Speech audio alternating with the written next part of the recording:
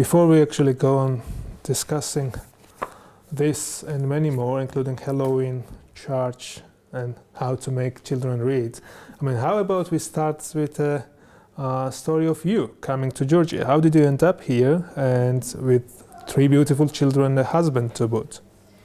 The first is meeting my husband, who's Georgian.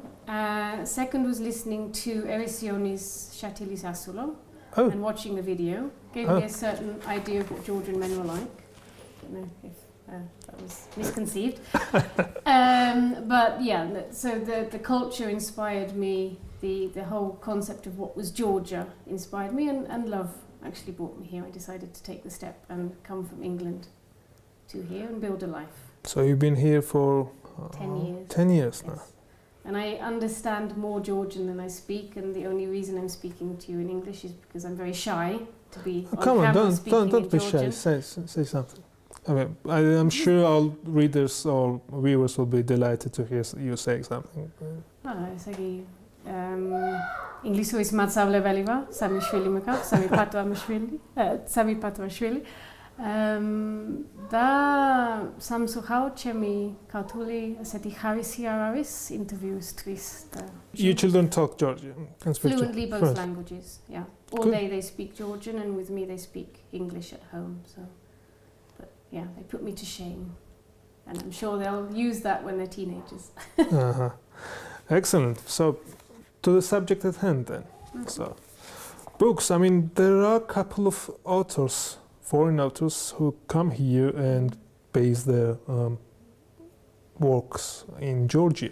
But I don't really recall anybody trying to turn Georgia into a fantasy setting. So, I mean, that is fantasy, right? How did it work? Well, it started for me by writing fantasy books like this. So this is, it's a 5-book vampire saga, but it's set in the UK. And I was very surprised to come here and be able to sell it. You know, I imagined this Orthodox Christian country would be very anti anything vampires, but the teenagers just sucked it up. They loved the escapism of it. And after being published for 3 years already, and slowly growing a fan base and hearing how much they love it and how it's inspired them to read more books, I decided to write a book dedicated to them, set in Georgia. And I also wanted to share with... And there are angels and demons. There are angels and demons, yeah. In Georgia.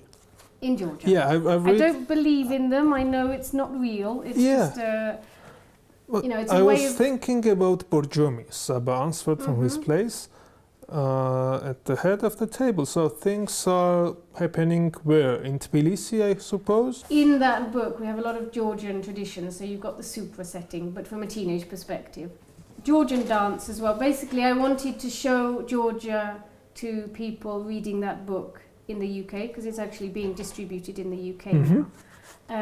But also for the Georgians, give them a good fantasy escapism story.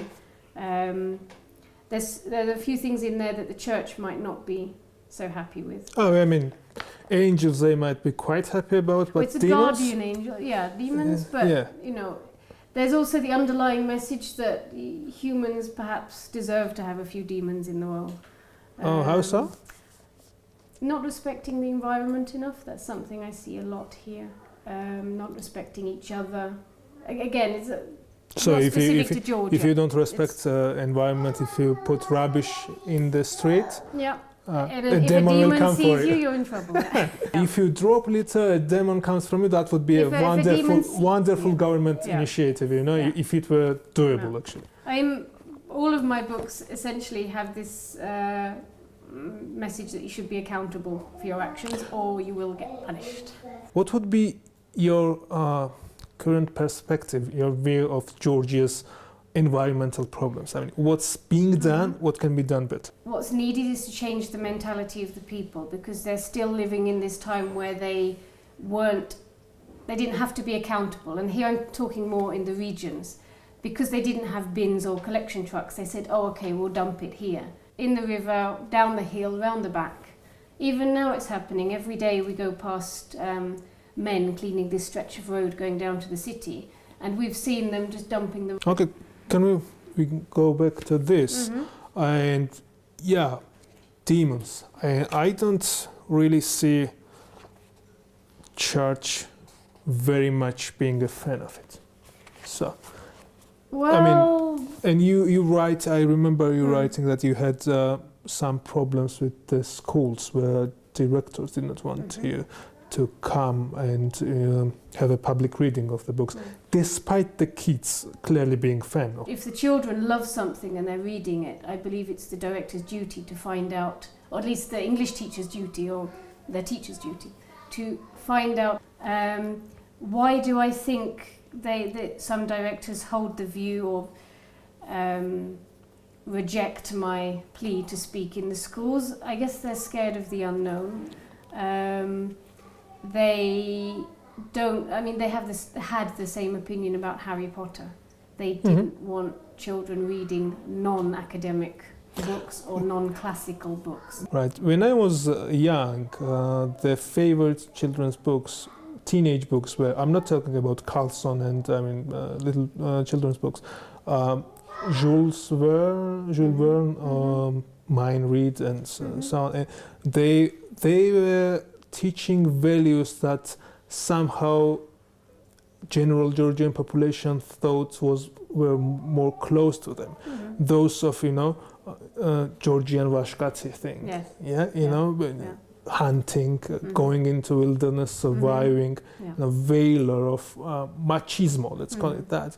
And while children and teenagers prancing around, waving magic wands and summoning demons does not really strike a typical Georgian parent as a great idea, great book that his son or daughter should read.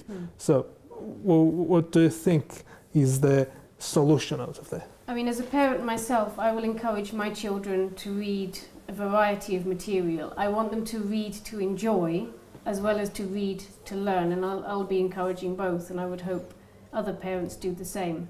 So banning them from reading a book. Of course, if we're talking about sexual content or adult content that's not suitable, that's one thing. But saying that a child can't read a book because they can't learn something, I think in every book there is something to learn. In my books you have accountability, you have loyalty, you have relationship development, and some historical elements as well. So every book has something to teach.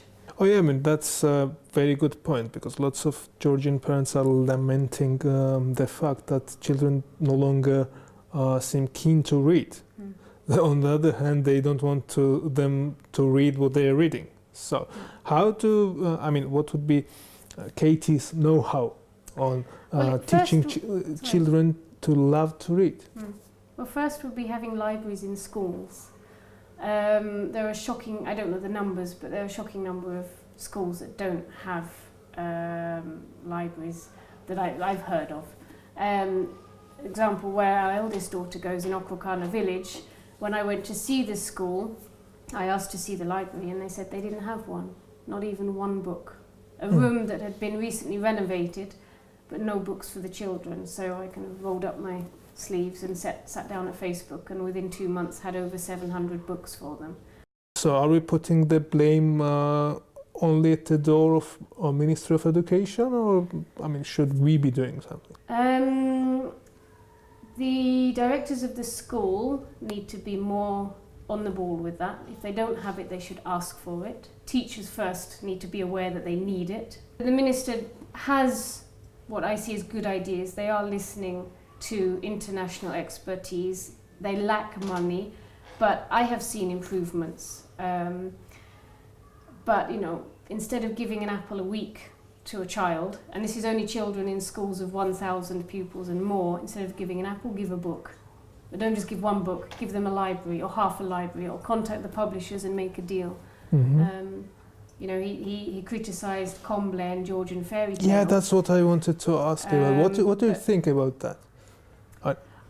I see his point in how you teach children how to be in this modern world. But we have our own examples in the West. So Snow White was quite passive, Cinderella was quite passive, What do you mean by passive? Disney cleaning for the men and singing and la la la, and their only objective was to marry the prince. Not saying there's anything wrong with that, but there's more to life than that. But, you know, Disney realised that. So, from what I understand, most of British folktales have been Disneyized, let's call it that. And then Disney versions are way more popular and mainstream than the original ones. While, for example, when we go down into the continent, into Europe, Brother Grimm, very dark, right? Lots of unhappy ends, lots of blood in the... I mean, Georgian folk tales, some of them can be quite brutal, but Brother Grimm's are up there at the very top in being sheer Gothic brutality. So I don't see any attempts of German government trying to modernize. What minister seems wanting to deliver to us is some sort of modern comble armed with a laser shooting cudgel and saving ship left and right. And do we really want or need that? They could rename him so that, you know, keep a general storyline. Call him Combleman? For example. My kids are average kids, but if I read them a story, they don't start acting. You know, if I read Comble to them, they don't become lazy, any lazier than they are. Or, you know, there's a wild character, they don't go wild because of it. So we were mentioning church and how they don't seem to be very keen on the subjects that are your books. Another subject that you seem to be a proponent of is celebrating Halloween, which has Georgian society divided into two, frankly. What would be your speech like, say? Then nothing is going to stop that. Not reading a story about vampires, not dressing up as a witch, princess, goblin, demon for Halloween to go to a party. Because essentially that's what Halloween is in this commercialised era. It's mostly children, also some adults, dressing up and having a party. And Georgia is about parties. Not usually about dressing up, but definitely about parties. It's about drinking and having fun and socialising with friends. This idea that it's something satanic is very wrong. It, you know, even a look at history, you can see that it was pagan, but it was about scaring away the evil spirits, not welcoming them into the house. What do you think should be done to change that mentality? It's something that will come with the Western integration, because the church is afraid of losing its hold. Inadvertently, we are giving now Euroskeptics another argument to, you know, point a finger at us. See, this is a British woman, and he says Western integration will bring teaching that all religions are fine and nice, while ours definitely is the best one. If you believe something in your heart, understanding other cultures, other religions is not a negative thing. Keep your beliefs. And the church shouldn't be afraid of that, in my opinion. It should let people have freedom of choice, but it's a fine balance. Also teaching them the culture that is within Georgian heritage. But you can't stop this progress. And once again, I mean, we are nearing the end, I guess. So you're planning a big campaign for the books. Assuming you will find people who will be vocal against it, including the church, what's your planned response? Well, I would first answer any criticism from the church by saying, be self-confident. Don't think a project like this can damage people's belief in you. Though there is a little bit of content in that book that might displease them, but it's a reality that lots of people are aware of. That's for people to read themselves. My aim with this book is actually to promote Georgia. And, you know, I believe that the church has enough devils within the establishment to not need to worry about mine.